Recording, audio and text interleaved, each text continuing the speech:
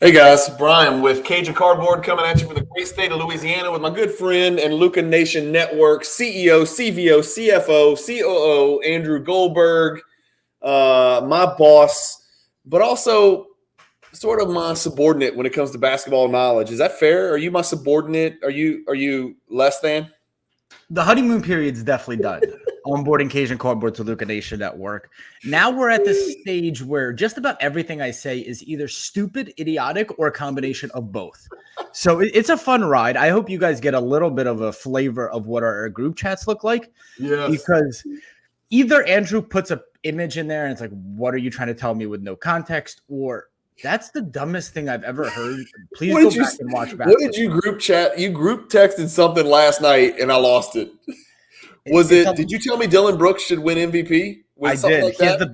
His wins above replacement are just through the roof. Yes, yes.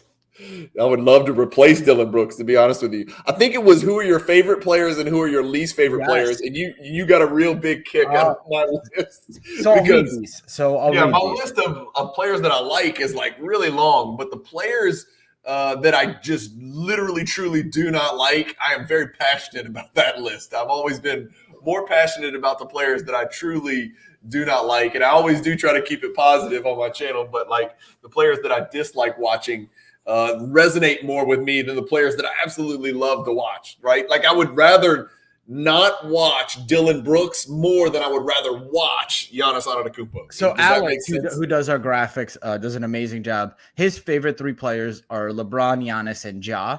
And his Yeah. least favorites, I hope I'm not blowing up your spot here, Alex. It's Steph, Kawhi, Booker, and Dre. But he said he's come around to Steph. Yeah. Asian was he loves Giannis, he loves Simons, he loves KPJ, For Garland, and money reasons. Doncic. Right. He hates Christian Wood, PJ Tucker, Draymond, Marcus Smart, Anunoby, Deladova, and Dort. And then he puts like an asterisk. Basically, guys who think that they're better than they are and don't know their role.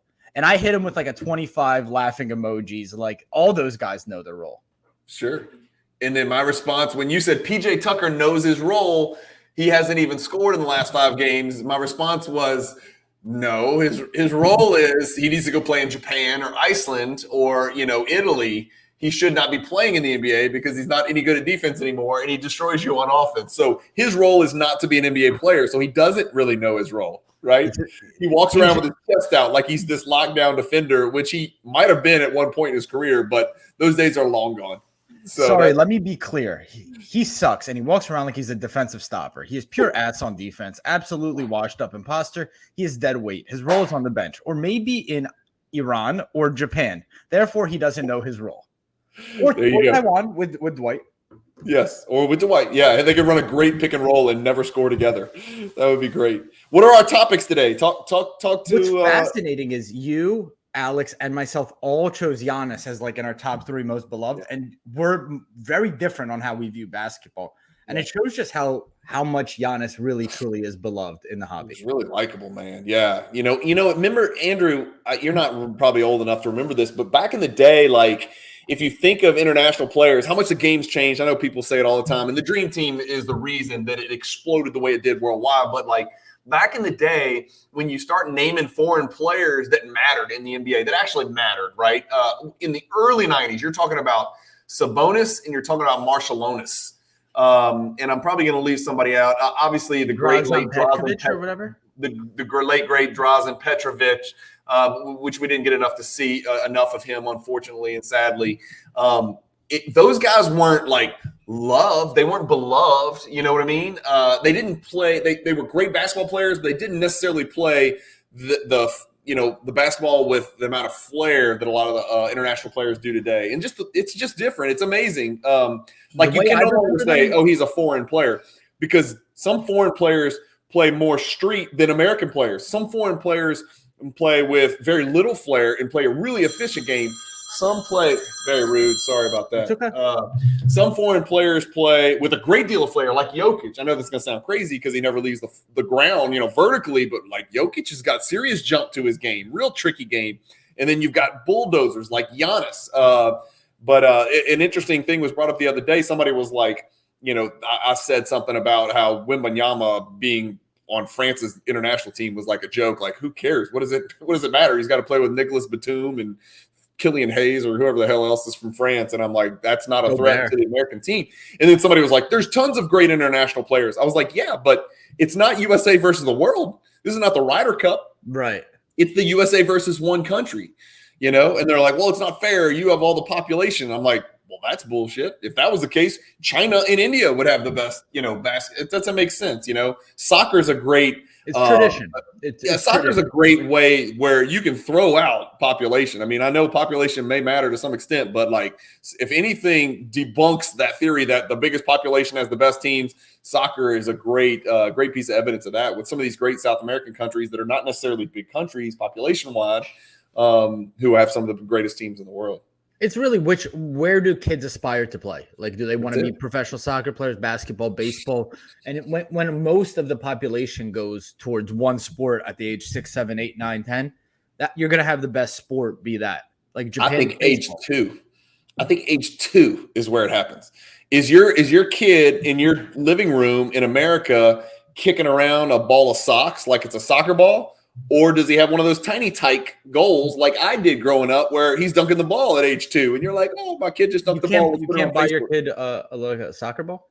You got it. I don't want him to have a perfect sphere. I want him to grow up like Ronaldinho kicking a bunch of razor blades in a dirt patch. It's actually true. Pele kicked I think his first ball was orange peels, right? Yeah, just a bunch of rubber bands and some trash, a couple McDonald's wrappers, a cheeseburger, and just kind of ball it up into a ball and try to play soccer with that. If you can kick that, you can kick a perfect ball. My 3 topics are Tyrese and the Pacers. They're in 4th place right now in the East. Tyrese in the last 3 games has 40 assists. Guess how many turnovers? 0. Insane. What is the Raptors' ceiling? And then my take on advanced stats and why they're so dangerous. And it's interesting. I had this whole thing prepared on the Minnesota Timberwolves and how Gobert is Defensive Player of the Year. Look at how good his defensive rating is. But anybody who watches basketball and understands NBA understands why that was not going to be a good fit. But now Karl Anthony Towns is out, so it changed things up. So those are my 3 topics. Raptors ceiling, Timberwolves just in general, and then Tyrese with 40 assists, 0 turnovers. Let's do Timberwolves first because you and I don't see eye to eye here. Okay. Well, in today's NBA, most of the time they switch, okay? Most of the time they switch pick and roll. Yeah, switch pick and rolls. Mm-hmm. And what truly makes a great defender in today's NBA is being able to switch from a forward to being able to cover 2, 3, 4, or 5 positions. 3, I would say, is good. 4 is great. 5 is excellent. Mm-hmm. Gobert, though he could meet you at the rim, he can't switch on anybody. And in the playoffs, that's a big liability. So even though all of Gobert's stats said he was Defensive Player of the Year, far and away the best defender, I would take Draymond and Bam Adebayo as a defender over Gobert 100 times out of 100. Okay, well, you love analogies, right? You come up with the most outrageous analogies, and I laugh and I love them. You do some brilliant analogies. So here's my analogy. You're talking about defense and what Gobert cannot do, right? Yes. So you're focusing on what he can't do. I'll flip it, and let's talk about offense, right? The future of the NBA, the game has changed. The 3 ball means more than anything. You've got to be able to shoot the ball from the perimeter to be an effective NBA player. I'll take Giannis Antetokounmpo over Max Strus because Giannis couldn't make a 3 to save his life. If he took 100 in an empty gym, he might make 25. Max Strus would make 90 out of 100, right? So rather than focusing on what they can't do, sometimes when your strengths are so Herculean that they can overcome what your weaknesses are. So while Gobert is not the guy, and he's actually he's not the worst at drop coverage. He's similar to Brook Lopez in that they're slow as molasses, but they're so damn long, and they've got pretty good instincts and measurements as far as how close is close enough to deter a shot. Maybe not necessarily block it. They don't have the foot speed, but they can catch blocks from behind and things like that. They're so good at what they do at protecting the rim and deterring, not only deterring shots and lowering field goal percentage for the ones they don't block. Sometimes those things overcompensate for not being able to guard somebody with your feet, right? I understand. Just like Giannis is so damn good at putting his shoulder into your teeth and dunking the ball, that the fact he can't shoot a three or shoot free throws, while it's not optimal, Trey might think twice about going into the lane if Gobert's there, so he might be more inclined to shoot from the outside. But look, here's my take on the Timberwolves. And yes, it's weird. And yes, the NBA is going in this direction, and the Timberwolves are going in that direction. But go look at the Cleveland Cavaliers last year, Andrew. They started 3 7-footers who couldn't guard anybody. Evan Mobley can't guard a small forward on the wing. I know he's younger and more athletic and has a chance. Jarrett Allen and Lauri Markkanen, who's like 6'11". They started all 3 of those guys in many games and finished games with those 3 guys on the floor. And so I think the Timberwolves, are desperate. It's been forever. They know the window's closing with Towns, right? Edwards has a big window, but Towns, who knows how long he's going to be in Minnesota. D'Angelo Russell's the point guard there now, but is he there forever? So they figured they had this little window. They threw a bunch of picks and a bunch of pretty decent rotation guys over, and a decent rookie in Walker Kessler over to the Jazz, and they figured they'd take a shot at it and beat Cleveland West. And it just hasn't worked out yet, but shit like that takes time, man. Figuring out, hey, Karl Towns, you're going to play next to a 7-2 guy. Well, that doesn't happen overnight. That chemistry is not built overnight. I think it's going to take a little bit of time. I mean, they're 10-11, which sounds terrible. They're in 10th, which sounds terrible. But they're, 3 games out of second? I mean, there's been a lot of parity. So you think it's more of a coaching scheme chemistry thing, not a personnel thing? I think it's going to take some time. And the bad news is it looked like, and we're filming this on November 29th, which is a Tuesday. And last night, Towns went down with he's on my fantasy team. So I was super worried that it was an Achilles. It didn't look good. He was just running up the court. The play was ahead of him. He fell down, looked back like somebody had shot him. It looks like Bambi running sometimes. Which is just like an Achilles injury. Everybody always looks down like, did I step on something, like glass or something? What cut me? And so I was worried, but it sounds like it's like a calf strain. He's supposed to only be out 5 games. It may end up being a little bit longer, but I dodged a bullet there on my fantasy team. So we're going to get to see what you wanted to see, what you think might be addition by subtraction. You and I argue about that all the time. So we'll see if they're better without him and just giving field goal attempts to Anthony Edwards in mass. And just see what happens if he takes 25, 26 shots a game. We'll see. What worked with the Jazz to be a regular season best record? It was Mike Conley, Jordan Clarkson, and Donovan Mitchell running pick and rolls with Gobert. Yeah. Really simple offense. Yeah. And I wouldn't say the Timberwolves are high IQ players. I would say D'Lo is one of the lowest IQ I would players. agree. I would definitely agree with that. So now you make their life really easy. I hope it's actually not like I hope he's injured more. I hope that they take their time with Towns and just let the Timberwolves get back to very basic pick and roll offense, get Edwards going, and then maybe acclimate Towns back in. The one place, Andrew, you and I do agree is that you're very down on D'Angelo Russell. I don't think D'Angelo Russell's, an elite All-NBA player. I just don't think he's a point guard. And I agree with you there. Like, he's not the right fit at that point position for them. I think he's more of a 2 guard. He'd probably be a little bit better off the ball because he can score the ball. His 3-point percentage is not great. His shooting percentages are not great, but I think part of that is he shoots so much off the dribble that, maybe he'd be better suited elsewhere, and replacing him with a true pass first point guard like the guy we're about to talk about, Tyrese Halliburton. You see how I did that segue? Did you see that? I did. I think about teams a lot, dude. I think about team chemistry a lot because I think about it with our Luka Nation team, and it's how do each other's skills complement. Like, I'll give you an example. Wiggins was left to die at the Timberwolves, but his skills complement the Warriors well. In reality, he's the same player.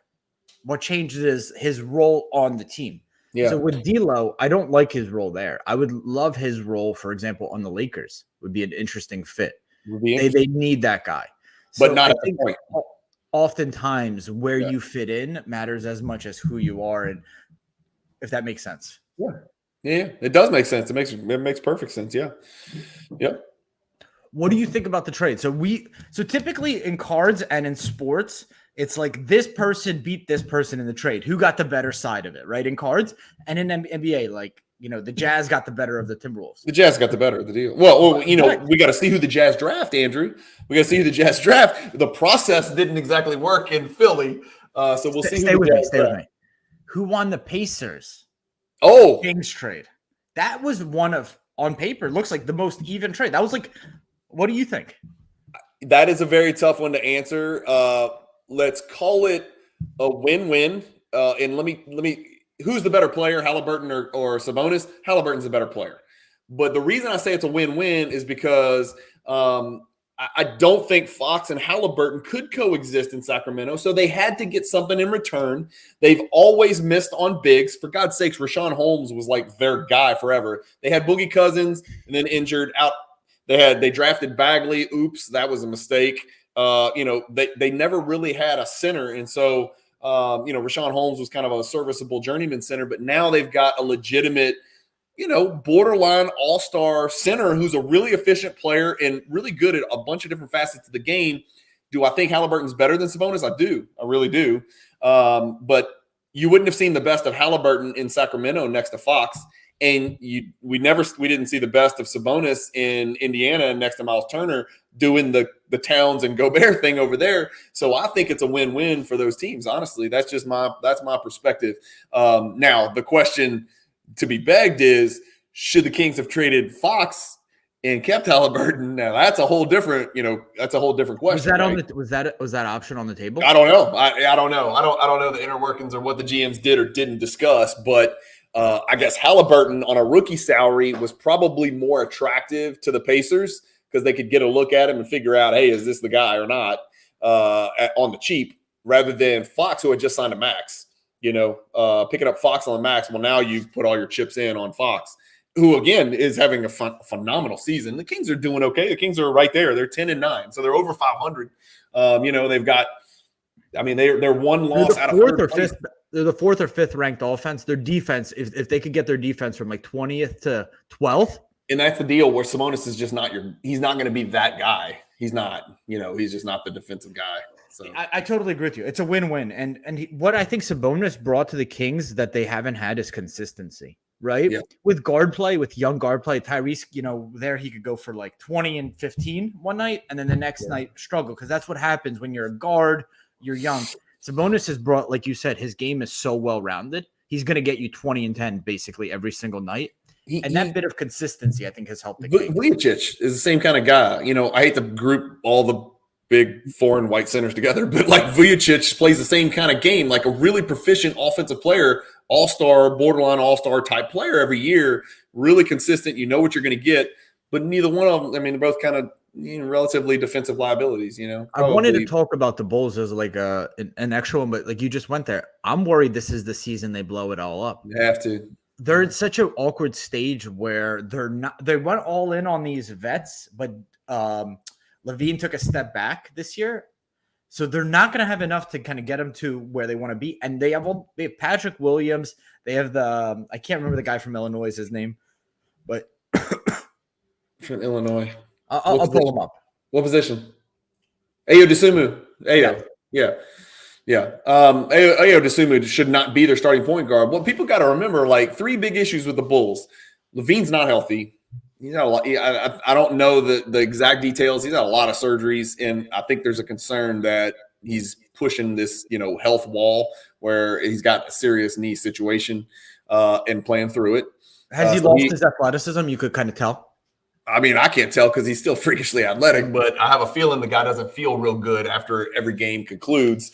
Number two is Patrick Williams is a miss. So people need to just go ahead and admit we fucked up. That's a miss. He's not what we thought he was going to be. I'm tired of waiting. It's not going to happen. But did you see his statement this week? He actually came out and said the complete opposite. He's like, I'm starting to finally feel like I could be a star. He should never be allowed to make a statement, because he's completely irrelevant. And then so you disagree with that? I disagree with Patrick Williams. I'm starting to feel like I could really be a superstar in this league. His own words. Patrick Williams? God's honor. Scout's honor. See real quick. Is it Scout's honor or God's honor? Both. There's both, but let me go find Patrick Williams for you because I think it's really important that we discuss. Were you an Eagle Scout? I know this is off topic. I could see you being an Eagle Scout in the 60s when you grew up.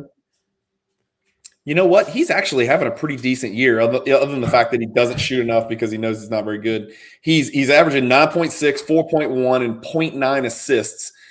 He's shooting 48, 45, and 92 splits. It's actually really good, but his PER is below average, so I don't know. I think they're just looking for a little bit more than what he's giving them. He's only playing 26 minutes a game, so maybe his numbers could get better. I don't know. Think about that team. Vujicic, DeRozan, and Levine are going to take 85% of the shots. Yeah.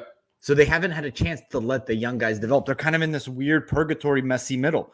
Is he not ready, or are they not letting him? Yeah, that's the question. Well, here's the deal with the Bulls. It all comes down to one player, and it's the fact that we've never gotten to see them for an extended duration with Lonzo Ball, who is the exact pass-first point guard that everybody's been waiting to see, man. D'Angelo Russell for Lonzo Ball, and think how good the Minnesota Timberwolves will be. I'm worried about Lonzo Ball because, he had the surgery, and he was on a schedule to have been ready long ago, and they couldn't explain the pain. He was having knee pain, and they looked at it and they're like, I don't know why you're having knee pain. And he's like, well, I'm not lying about it. I want to play basketball and I can't. It hurts like severely. And so we don't really know what his time frame is. They went in after that, and it was just like a piece that was left during surgery that they took out. So they went in recently. Well, if it was that simple, then why is he still out till at the earliest the All-Star break? I mean, what happened was they had the surgery and he was going through rehab and he couldn't finish rehab because that thing was hurting him. So they had to go get the thing out, and now he starts his rehab. Okay. So they're saying like January, February on Lonzo. Yeah. We'll see. And then is it a 20-minute restriction? Is it sitting every back-to-back? It's like, I think we can both agree that we can move on to the next topic because it doesn't matter what Lonzo looks like. He's not going to be full speed Lonzo, and the Bulls have no chance in the East. Let's do it. We can agree on that. Yeah, I think when Lonzo's going to be coming back, the Bulls are going to have to ask themselves what they're trying to do. Like, are they going to trade their pieces away, or are they going to make a run for the playoffs? We'll see in January. We'll bring you guys that update.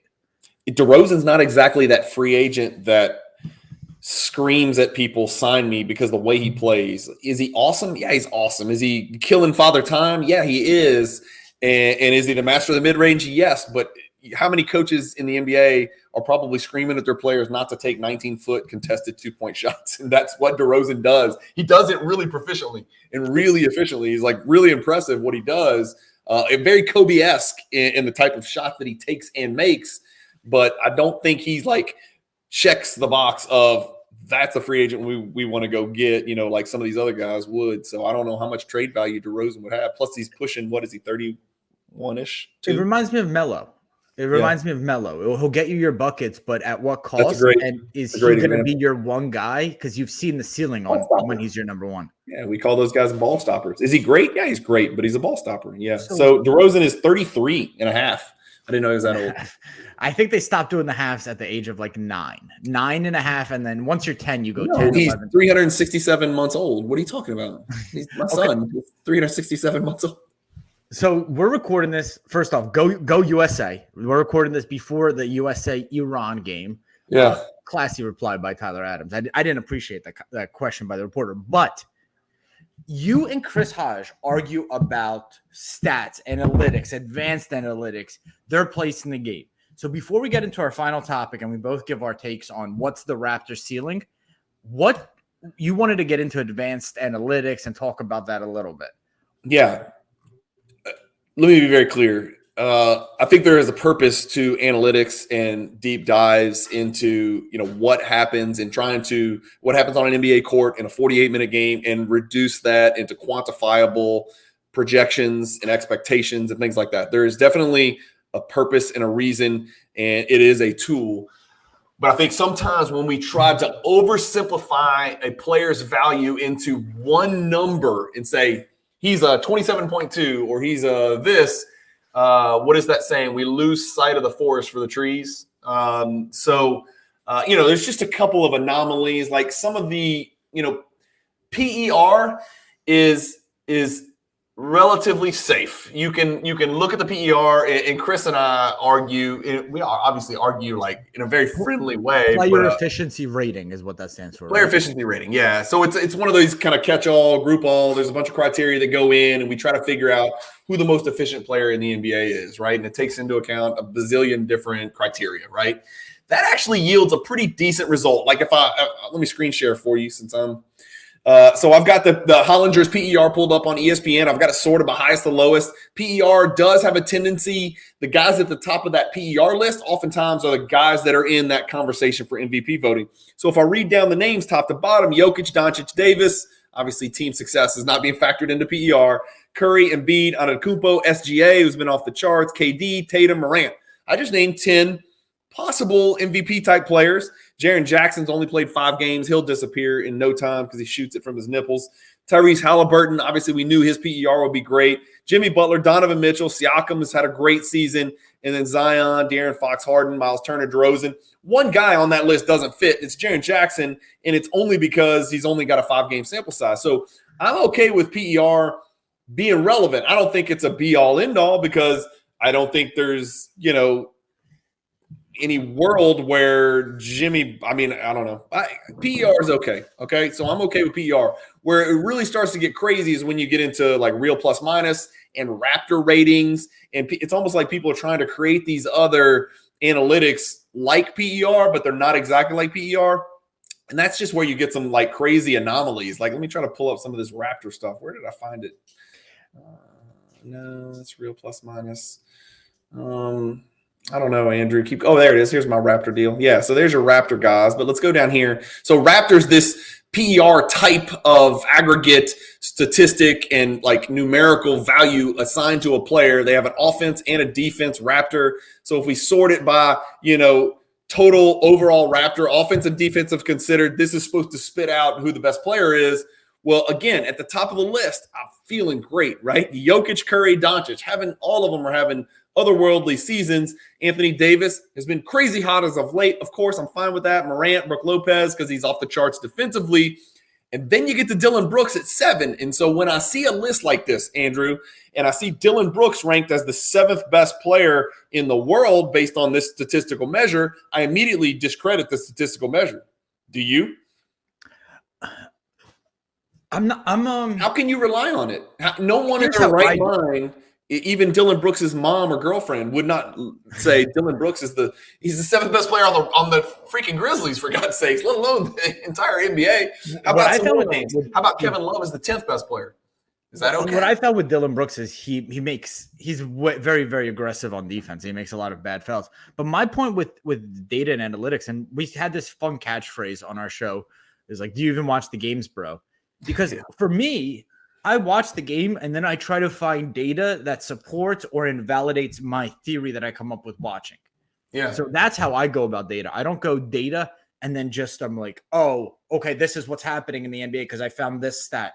I try to watch the game, watch a few of the games in different or player, and then use data to support or invalidate. It's along the same line. So when Chris and I start arguing, he'll always rely on data first, and I'll say, Chris, use the eye test. And he'll say, I don't need the eye test. I've got PER, I've got Raptor, I've got wins against replay. And I'm like, yeah, but you can't look at these numbers and tell me Dillon Brooks belongs 7th on any list except most annoying people to watch play basketball. Like, there's no way you could argue that he belongs up there with the other names that are on this list, or that Kevin Love in his old age is 10th. Or that Emmanuel Quickly is better than Giannis Antetokounmpo on this list. Like, that doesn't make any sense to me. Or that Embiid is behind Clint Capella. Like, this type of stuff just doesn't make any sense. And so that's why I'm like, okay, Raptor rating, that's great to talk about. Somebody wanted to create something, a really smart person, a great mathematician, try to create this, statistical measure for greatness, but it's not working if somebody is 7th. It's like when people post something on Instagram, who's the greatest center of all time? And then, I see them leave out Moses Malone, but they include, Dwight Howard. I'm like, I immediately discredit the rest of the list. I can't look at it. I was going to ask you that, like, what are we solving for, right? So, like, data can support a thesis, but it can't support all hypotheses. It can't support all theses. So what is the thesis that we're going to use data to support? That would be my question. Like, are we trying to use PAR or Raptor to tell who's the best player in the NBA? I think that's what they're trying to determine. If that's the framework, this is clearly inaccurate. Right? Like, what are we trying to solve? Who's the best defender? Who's the best perimeter defender? Who's the best on-ball defender? Who's the best off-ball? What theory are we trying to kind of go and support with the data? We can't just use data as answering all of our problems. It should be used as a specific thing. in my opinion. Let's put it this way. Here's the defensive Raptor rating sorted highest to lowest. Brook Lopez is 1. Okay, fine. I would rather Drew Holiday than Brook Lopez. If you made me pick the best defender in the NBA, or we're just between those two players, I would choose Drew Holiday. I don't see him anywhere in the top 17 on defensive Raptor rating. How about this? But would you rather? You could filter on position, right? So you could also use sure, but they're all grouped together, so it's like, okay, it looks like it's pretty much sorted out. The top 3 are centers, but after that, it looks pretty dispersed, right, amongst shooting guards, point guards, small forwards, whatever. But like, who in their right mind is going to choose Josh Green over Giannis Antetokounmpo or Drew Holiday? Giannis is 30th on this list, behind such otherworldly defenders as Hamidou Diallo and Austin Reeves. So basically they're saying, you know what? We don't need your eye test. Austin Reeves is a better defensive player than Giannis Antetokounmpo. I'm like, okay, that's fine. Then I don't need your Raptor rating for anything, because it just doesn't make sense. I'm not going to roll with that. I'm not okay with that. Like, nobody should be able to look at this and say, oh, okay, that makes sense. Austin Reeves is a better defender than Giannis Antetokounmpo. It's preposterous, right? The defensive effect on a game that Giannis has apparently cannot be measured by Mr. Raptor or whatever it is. So in college, we had a few European players, and they always commented how Americans love stats. Like, we're a very stat-driven country. And now you've even noticed with the World Cup, they're starting to add more stats to the World Cup. They've added this thing where they used to do possession, and it would be like 80-20. Now they're doing possession with like this reception in the final third, receptions in the final third of the field, which is cool. I mean, I guess it's cool. It's fun. It's a good way to try to explain the game, but realize it's a very American thing to do. And other countries aren't as stat driven. They're much more eye test driven. Yeah. And they're much more, what was the score of the game? Because that's the stat that matters. And I think it's both. I do, because like Bayern Munich, now they wear these heart rate monitors. Yeah, everybody does. Yeah. Where high school girls wear them on their shoes now, Andrew. They've got them on their shoe trackers on their shoes. How fast did you run? How far did you run? These are little private high school girls soccer teams wearing tracking devices where you can upload the data. It can show you the camera that's set up, Andrew, tracks their shoes. And so when I get an email from the coach for my 2 daughters' semi-pro team, I can go look at every time they touch the ball on the field is already clipped for me to watch. That's pretty cool. It tells me how far they ran, how fast they ran, their average speed, how many full sprints they ran, how much they moved. Basically, you can tell if a player is being lazy. How many left foot kicks, how many right foot kicks, how many left foot touches with power, how many right foot touches with power. It's pretty interesting. Plus, it provides all the film and the data that you need to create a highlight video for college coaches.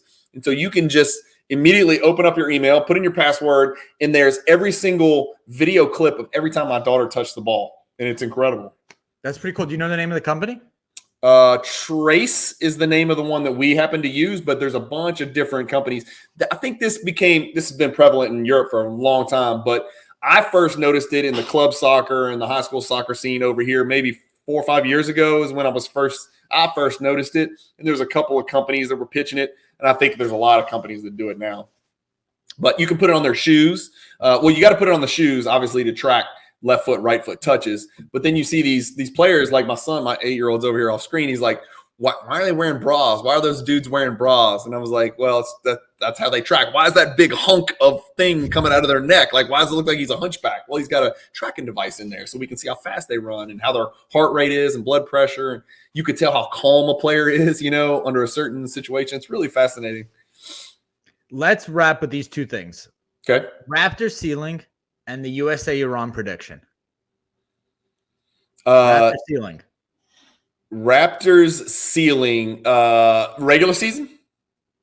Interesting. I would agree. Regular season playoffs are 2 different things in the NBA. Regular season, I think the Raptors, given all things, equal health-wise with them and health-wise with other teams, I would say the Raptors will finish somewhere in the 5 to 7 spot, which is, I think, I predicted them probably 6 to 9 before the season started.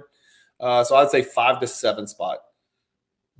Regular season with absolutely zero chance of coming out of the East. I think Zero chance to come out of the East. I say absolute, complete zero. No offense to my great Canadian friends who collect up there. And I've got lots of them, and they're awesome, passionate collectors, and they love the Raptors. I'm sorry, but that's my opinion. Right now, they're in the 6th spot, 11-9, 8-2 at home, 3-7 away. I've never, if you guys look and go down the list of splits this year, the home and away to splits are like I've never seen. Yeah. You guys could do this and look at the standings yourself, but it's amazing. I mean, it's extreme. Suns. Look at the Suns. 11-1, and then 3-5. Warriors are 9-1 home, 2-9 away. Yeah. And that's more the rule than it is like an exception. I mean, the Raptors are 8-2 at home, 3-7 away. So really interesting year. Any predictions, USA, Iran, before we wrap up? 2-zip USA. The thing that me and my soccer buddies were in a chat this morning, and there's you got your 4 defenders and you got your keeper, right? So that's how many players? That's 5, right? So that leaves 6 basically midfield / attacking players on the field. This guy Burkhalter, who I'm not a huge fan of, is our coach, and he's got a tough decision to make because we've got a lot of young talent up there, and everybody's clamoring for Gio Reyna to get on the field because he's a fantastic young American, the son of Claudio Reyna, plays, in top division soccer in Europe, like all of these guys do that are attackers for us. So you got to make a choice. You can only fit, if we play a striker, you can only fit 5 of them on the field, and then you pick a striker, right? Josh Sargent or whoever. So that leaves 5 positions for 7 really good young midfield players: McKinney, Pulisic, Aronson, Musa, Weah, and Reyna. So out of those 7, that's 6. Maybe it is 6. So out of those 6, only 5 can play. I might have left somebody out there. I understand. You like Reyna? You watched him a lot in qualifying, and you were a fan? I like Reyna a lot. But who are you going to take off? Tim Weah's in form. Tim Weah looks fantastic. You're not taking McKinney. You're not. Oh, Tyler Adams. I left Tyler Adams out. What am I saying? So Tyler Adams is a fixture. He's your CDM. He's not an attacking player. He's no, he's your holding mid. He's your holding. Well, he's a midfielder. So you're holding mid, right? He gets into the attack. So he's your holding mid. He's your engine. He does everything. Then you got McKinney and Musa has been, that pairing right there. And then you got Pulisic and Weah on the wings. And then you got a striker. And that's leaving out Aronson and Reyna. And people are clamoring, well, Aronson and Reyna are, they need to be in there. It was like, you got to take somebody out too, man. What does Reyna do well? I think he runs at people. I think he puts pressure on people. I think everything Aronson does, Reyna does. I just, right now, man, I just really like the way Tim Weah looks when he gets the ball. He always seems to be a threat when he gets the ball. And I'm not taking Pulisic off the field because he's always, got the potential for greatness. So I don't know, man.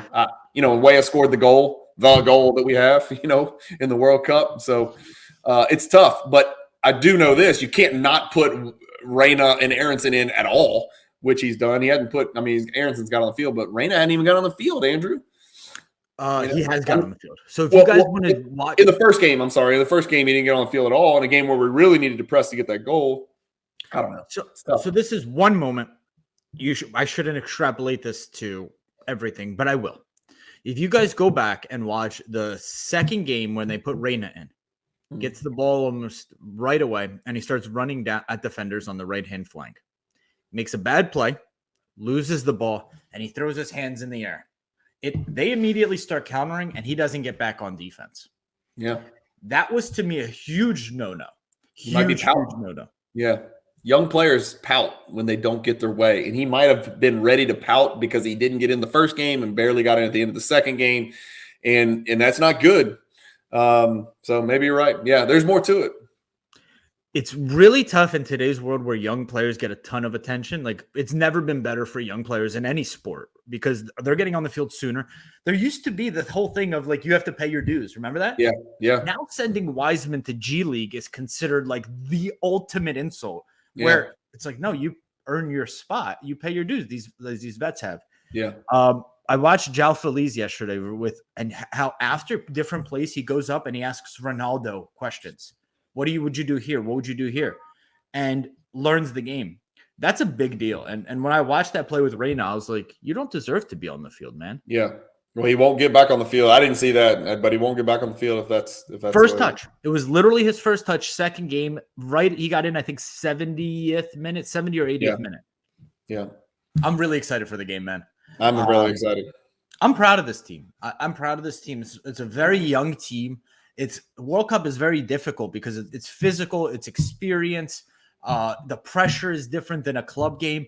And I think they've handled pressure really, really well. Let me ask you this. Okay, this is a tricky question. This is one of your questions because you like to think outside the box. What would be better for this group, for the U.S. men's national team program for 2026, to tie or lose this game to Iran and be absolutely pissed off and get our coach fired and bring in Pep or somebody like that who's legit? I've heard that name, by the way. Yes, I've heard that name. Pep Guardiola is not going to the U.S. national team. I'm telling you, I've heard him talked about, and I'm telling you, dude, I'm telling you, he spent time over here in America and he loves it. And that's like one box that he wants to check. So we'll see. To lose or tie Iran and get bounced from the World Cup, or to go ahead and push through and win this game. That was two questions. Because are we bringing Pepe? Are we bringing Pep? No, forget Pep. Forget the Pep. I just wanted to throw that out there for clicks. To me, the impressive game was the England game. I know, but I'm asking you right now, is it better for 2026 World Cup that we're hosting to lose this or to win this game? So for me, what big provides more fuel? What provides more motivation? What moves our program forward more? Stay with me. The big win was the way they handled the pressure of the England game. For this game, my hope would be play free, guys. Play free. This is, if we would have thought we were in this spot, I think this is the win. And I want you guys to go out there and play as hard and play as together, know your roles the way you did in the England game. But I want you to play free, play for your country, and play the game that you really, truly love, and let the chips fall where they may. That would be, to me, the biggest win. Is if they didn't come into this game playing tentative and nervous, that's the loss. It's not the result. It's how you go into this game. I want them to run at defenders. I want them to play free. I want them to play as a unit. You guys have trained your whole entire life for this moment. Enjoy it. You're a young team. No one expects you to go through and win the World Cup. I'm not going to say that to the team, obviously, but no one expects it.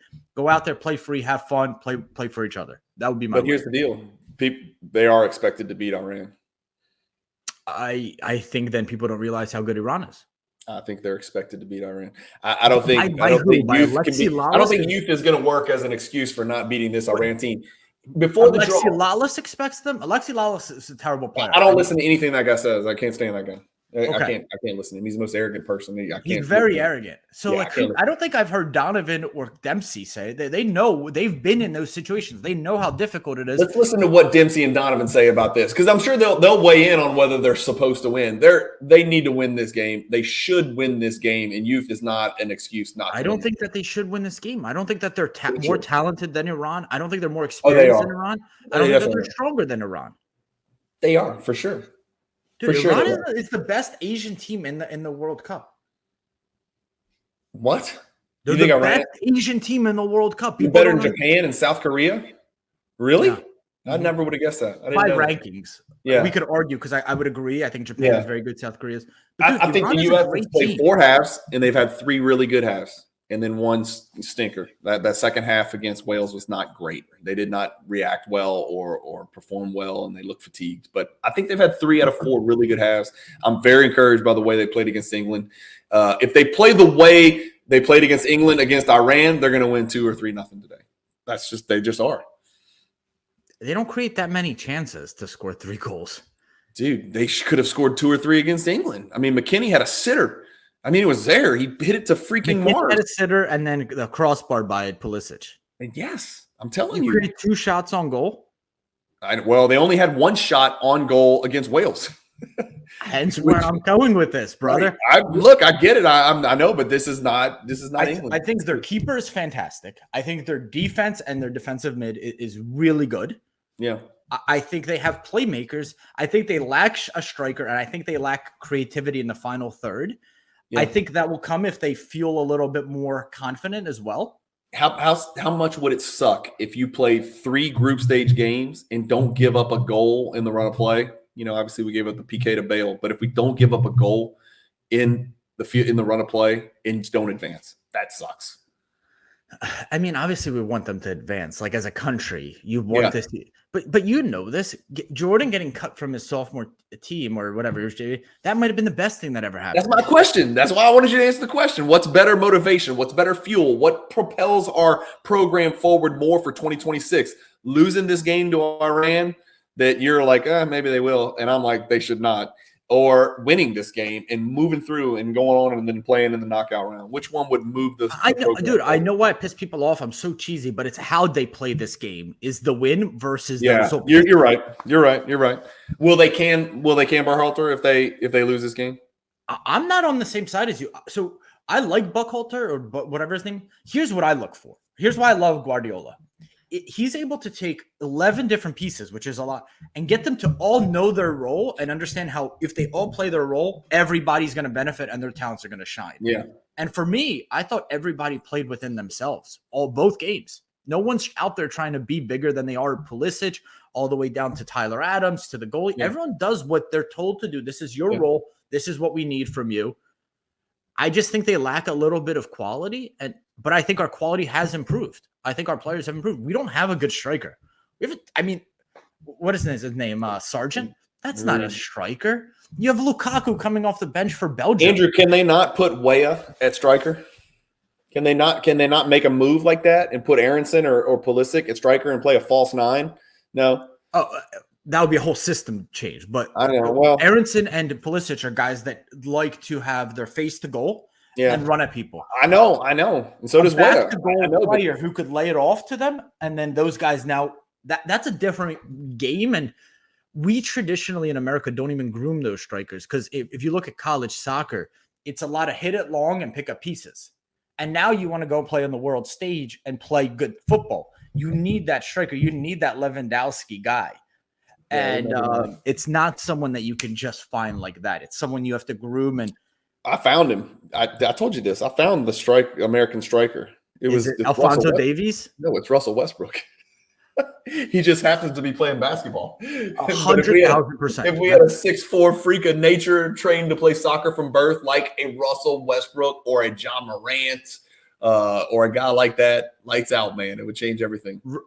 We think about Russ. Russ is downhill, right? Russ is downhill. My job is to dunk on you. In a weird comparison in this, that's what you need a striker. Striker, you have playmakers. You have a team that could hold up. Your job as a striker is to take nothing and turn it into something. Yep.